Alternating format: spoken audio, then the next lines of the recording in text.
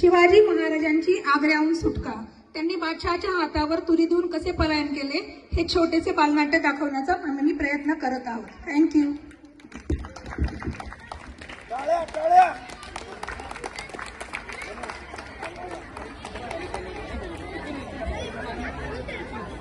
नमस्कार, मी शिवाजी राजांची मावळा. जिजाऊने स्वराज्य स्थापनेची स्वप्ने शिवबाला दाखवली आणि मुठभर मावळी घेऊन रायरेश्वराच्या मंदिरात शिवबाने अवघ्या 16व्या वर्षी स्वराज्याची शपथ घेतली. तसेच तोरणा किल्ला जिंकत स्वराज्याचे तोरण बांधले. निजामशाही, आदिलशाही आणि मुघलशाहीची दानादान उडवून परकीयांची झोप उडवली. स्वराज्याचा विस्तार झाला आणि तोच औरंगजेबाच्या जिव्हारी लागला व स्वराज्य संपवण्याच्या मोहिमेवर मिर्झा राजे जयसिंग रवाना झाले आणि पुरंदरला वेढा पडला. रयतेचे अतोनात हाल पाहून महाराजांना अपमानकारक पुरंदरचा तह करावा लागला. 23 किल्ले आणि 4 लाख ऊनांचा मुलूक देण्याचे कबूल केले गेले. संभाजीराजांचं नाव पंचहजारी मनसबदारी पद करून आग्र्याला बादशहाच्या भेटीसाठीचा करार मुकर्रर केला. बादशहाचा 50वा वाढदिवस मोठ्या धामधुमीत साजरा होऊन शिवाजीराजे पदोपदी अपमानित होऊन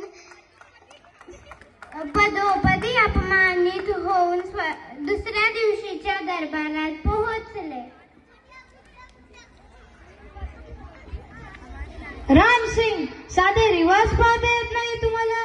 रामसिंग, तुम्ही, तुमचे पिता मिर्झा राजे आणि तुमचा बादशाह सुद्धा आम्हाला चांगलंच जाणून आहे की आम्ही कोण आहोत.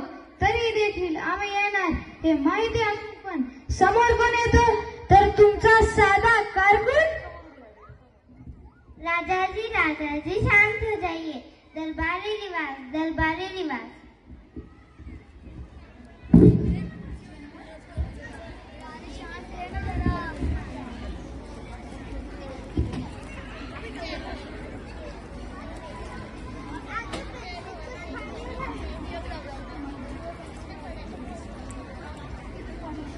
माफ करो आबासाहेब, शीर फक्त तुमच्या समोर आणि आई जगदंबे समोर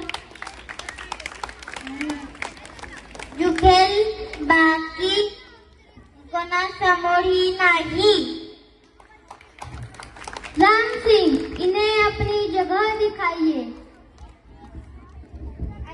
आइए राजाजी, यहाँ नहीं, इस तरफ आ जाइए. राम सिंह, रीति रिवाज है राजाजी, दरबार में ऊंची आवाज में कोई बात नहीं करता, सजा हो सकती है. राम सिंह, ये हमारे सामने कौन खड़ा है? जी, आप है जोधपुर के राजा जसवंत सिंह राठौर. अरे कोण हा जसवंत सिंग?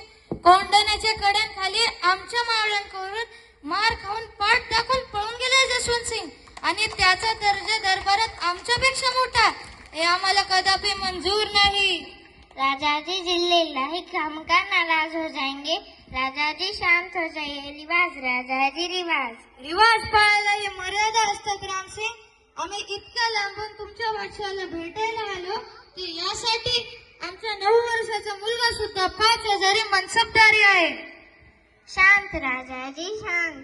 राम सिंह, क्या हुआ? जी हुजूर, जी वो राजाजी दरबारी रिवाज नहीं जानते तो हम समझा रहे थे. तो तेवरिया क्यों चढ़ी है? जी वो नाराजगी है. तो खिल्लत दे दो.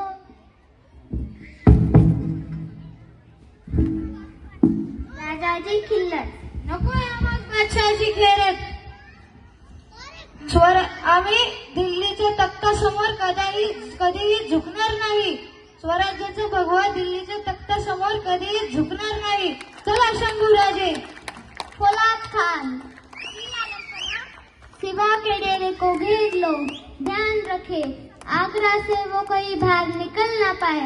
उसके चारों ओर खड़े पहरे का बंदोबस्त करो। तुम खुद नजर रखो। ठीक है आलमपना।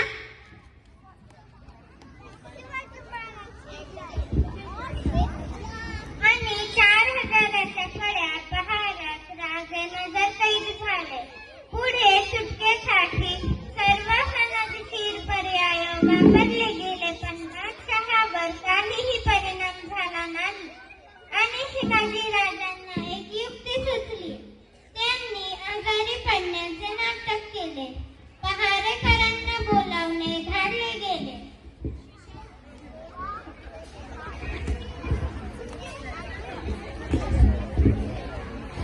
फौलाद खान, कहो हिरोजी फैजल, हमारे शिवाजी राजा चाहते हैं कि उनकी फौज को वापस दक्कन रवाना किया जाए।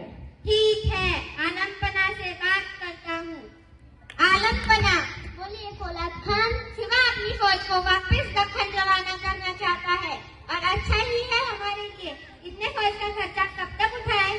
ठीक है, फौज को तुरंत रवाना किया जाए।